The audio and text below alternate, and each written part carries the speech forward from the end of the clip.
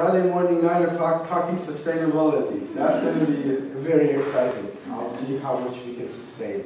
I'll try to be not boring. I've been teaching courses in Long Beach some years ago, and I've been doing now in USC, and you know how it works. If I do a couple hours of monologue, I'm going to lose my voice, and you guys are going to be all asleep in like the next 10-15 minutes.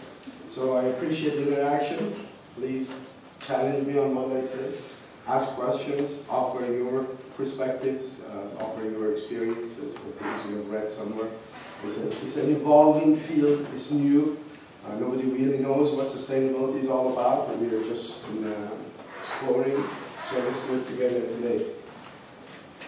This is on Professor Toossi's iPad. I'm not that familiar with iPad, so I'm going to go use this system, and each slide I have to hit on the next one. I have to go over there. And you don't have to go to the slide today. No, that's good. But which means that most of the time I don't see any button or something to There's next. a play button up in the upper right hand corner. But that doesn't. No, but that goes, and then you can do it here. That's okay. So ignore that column on the left, focus on this one, and we'll go from here. I have some goodies here. By the way, these slides, I'm going to give you the handout. Okay, there are about 100 some slides. And I'm going to have handout. It is on your website already. It's on your website, and I will give you the handout. I don't give you the handouts now because when I'm in a presentation, if I have the handout, the person who's speaking is on the first slide, and I'm already at like number 20. I'm not even paying attention. So I'll give you the handouts now and later. So if you see something, some statistics, some curve, or some piece of information that you like, don't say, oh, but gee, I wish I had that. You're going to get that. And it's going to be when you're all done. I also have a couple of interesting things to give you. And I have a bag of goodies. And those who do good class participation, they're going to get from my secret stash, you're going to get surprised if you answer correctly. What is today?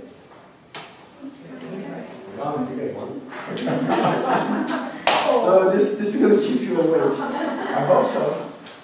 But there are other goodies there. It's no secret. Anyway, what is sustainability? Probably, you know, it's late in the term. By the way, you guys say, looking at your watch and saying, oh man, this is the Friday before the spring break. What am I doing here? Sorry, you have to put up with me for a couple hours. Sustainability, probably you already all know the definition, the classic definition by now, right? Which is the development that meets the needs of present without compromising or sacrificing the future generation to meet their needs. But isn't that such a bogus definition? How the heck do we know what the future generation needs are and what their resources are? It's like somebody in the 19th century coming and saying, oh, if we burn coal, we're going to run out of coal, and then what is the next generation going to do? They have no clue that we're going to have nuclear power. We have a brand new source of energy that the previous generation didn't know about. So it's a good classic definition, but it doesn't fit my taste. I look at sustainability more at doing what is right, more at what we think is right to do, because we really don't know. Some genius, another Bill Gates, is going to come up 20 years from now, maybe Cal State Long Beach, and he's going to come up with the cold fusion technology. Then all the fossil fuel that we're using today is obsolete. All the nuclear we're using today is obsolete. We're going to go to a cold fusion. We don't know if it's going to happen. History of science tells us that something is going to happen. We know that for a fact. Human creativity, human ingenuity, something is going to happen. But we cannot wait for that, and we cannot bank on that. But we have to do what is right. What we are doing today, the problem is that what we are doing today is not right. What we are doing today is that through the development, uncontrolled, unmitigated development for most part for the last couple of centuries, we are, this is a very good symbolic picture that I like, that our development, we are actually shooting the Mother Earth. We are hurting the nature. And that is what's the problem. That's fundamentally what's the problem with the way we are doing development and use of energy today. So don't worry about the future generation. Just think of what you're doing today is not really a smart way of doing. We're smart people. We can manage our resources better. We don't need to pollute the planet as much. We don't need to burn as much fossil fuel. That's the way that I approach sustainability, not worrying about the future, but worrying about what's wrong about what we do today. That's a cliche. We say knowledge is learning something new every day, which hopefully you're going to do today with me for a couple of hours. But more important is wisdom, to letting go of something that you think you know, that we have learned and we're wrong. And I like us to be not knowledgeable, but wise. You're too young maybe to identify with this concept because you're still in the learning process. But even in your relatively short lives, you have learned so many things that are wrong.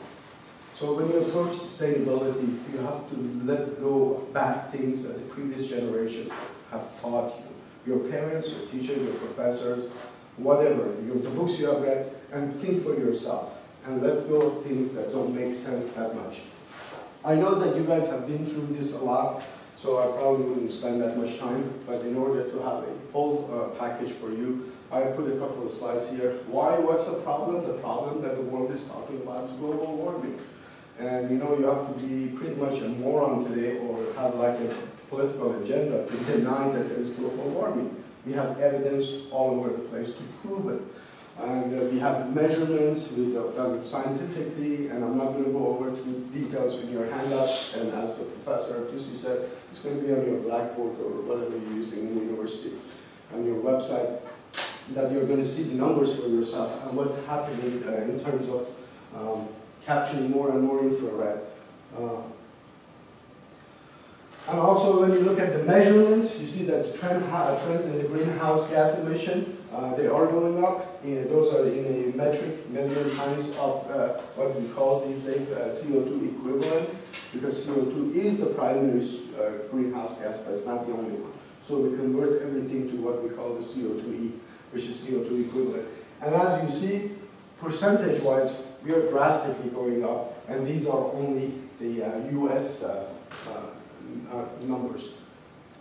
And if you look at the global carbon emissions per capita, you see fluctuations, but overall you see we are not in a good place, especially since the early 2000s. For the last 10 or so years, we have been going up. The history and projections of the fossil fuel burning, if you look at this, you see that what's happening. We have accurate measurements up to the present, but in the future, if you look at the average of 1.7% growth, you see where the numbers are going to end up. And another effect is because of our development, and this shows the temperature or the cooling off of the Earth when the other side is not facing the Earth. What happens depending on different surface structures that we have. And as you can see, for example, when we have agricultural and we have forests, all of a sudden you see that, let's see my gadget, what did I do with my gadget? So if I shoot someone, I hope I don't shoot you.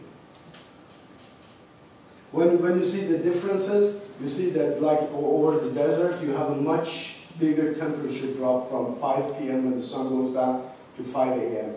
And when you see over like zero residential, which is like kind of desert type developments like Las Vegas, you have and here you get like the cooling effect. But what happens over the urbanized areas, you really don't even cool off. So add that to the effect of the greenhouse gases. And more we are destroying these and we are building these.